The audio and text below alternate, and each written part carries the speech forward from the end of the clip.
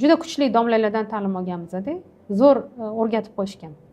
Prioritet, ya'ni pog'onama pog'ona har doim to'g'ri qo'yilishi kerak. Qarang, xotin turish kerak joyda ona turib qolsa, hamma joy buzilib ketadi.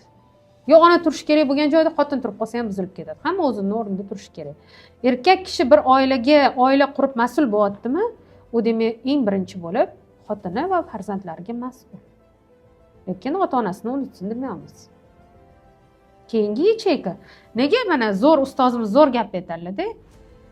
Nega deydilar, onalar kelsa o'g'liga yashashga bermas. Siz eringiz bilan necha yil yashadingiz? 35 yil mazza qilib yashapsiz-ku deydilar, ozgina qo'polroq formatda aytadi. O'g'lingizga ham bering mazza qilib yashashga deydilar. Aralashaveradi. O'g'lingga udobnimi? O'g'lingga shu ayol qulaymi yoki qizingga shu yer qulaymi? Menga yoqmagani uchun ering bilan ajrashasan deyotgan onalar ko'p-da. Onani formatiga to'g'ri kelmayapti kuyov. Lekin qizlarni o'sha ilmli bo'lib konsultatsiyaga kelishganda o'sha aytaman, birinchi yechayka ering, san va farzandlaring. Keyingisida san ota-onang, uni ota-onasi. Undan keyingisida opa-singil, qarindosh, urug', mana shunaqa qilib, mana o'sha formatlarni mana qarang, ayol kishi dugonalarini qo'yib qo'yapti birinchi o'ringa. Yechaykada. Nechinchi o'rinda turish kerak? Zeta 3-chi, 4-chida turish kerak-da o'zi.